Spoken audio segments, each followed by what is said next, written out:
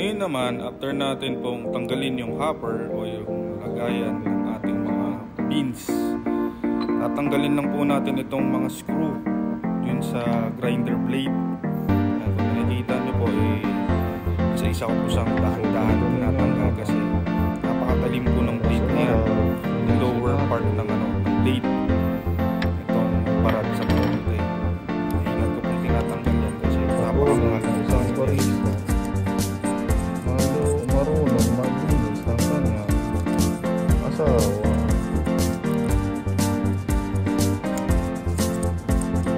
Saudi oil.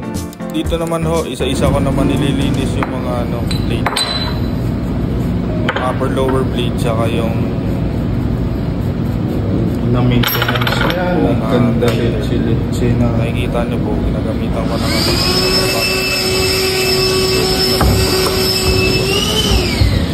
madadala ng isang brush lang. Akala mo yung Pilipinong maintenance marunong. Ang pinapaayos lang itong kiluhan na to, yung pinaayos yan, lumala pa, nasira na lalo. Ito lang yung pinapaayos, dito pati yung yung motherboard na dahil pang naiiwan na grind pins sa loob. After ko na siyang malinis, ito na, binabalik ko na sa kanyang sa kanyang body yung dalawang blade, upper and lower blade, gamit yung lock niya. Ito naman ho, ipinapakita ko sa inyo kung paano ko ibalik ng tama, ng dahan-dahan, na hindi po magasgasan o masira yung bawat blade niya, kasi napaka-importante po yan. Ang dahan-dahan kasi napakaselan po nito, napakamahal po nito. okay, tapos yan po, ilalak po natin siya ng tama para safe po.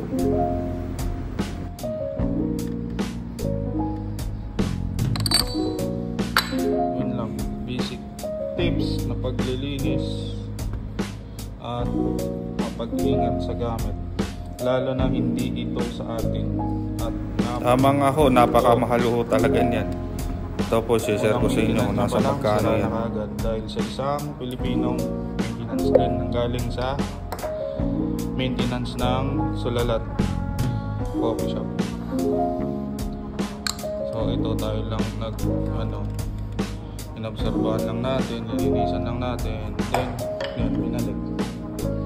So that's it for cleaning Baratza Forte and maintenance. Thank you.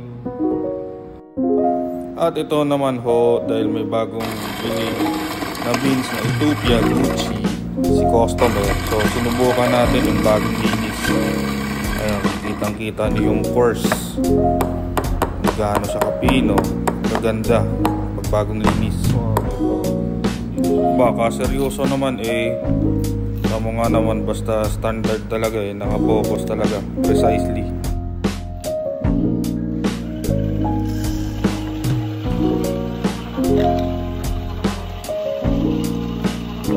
At sinabayan ng dalawang order na ice cream na bestseller dito sa Bisil Cafe. Habang po tayo nagra-grind para sa ating dalawang B60 ice or ice drink, natural lang po bilang isang opening closing shift. Ang responsibilidad po ng barista is maglinis po ng ating gamit gaya na po ng grinder, kasi isa po yan o bilang partner o asawa ng isang barista na kailangan ma-maintain po nating malinis, kasi everyday po lagi tayo nagsaserve ng coffee, kailangan quality po lagi. Kahit gaano man kaganda yung beans mo, gaano man ka fresh at bago, kung hindi nasusunod ng linis, ganun lang din po yan. At hindi pa mapapamahal yung amo mo pagdating sa maintenance, lalo na napakamahal at hindi biro po yung maintenance, yung presyo niya.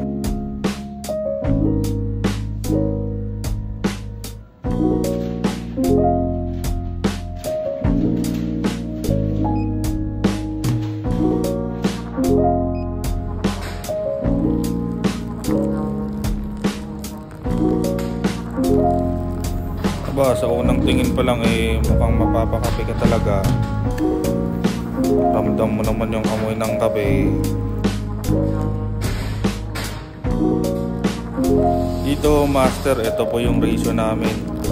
Meron pong standard si Bisil, pero ako pang-apat po yung pagdidrip ko na pinapoprocess ko. Kasi ito lagi yung best seller na hinahanap-hanap ng customer ko, kaya sinusunod ko lang siya lagi.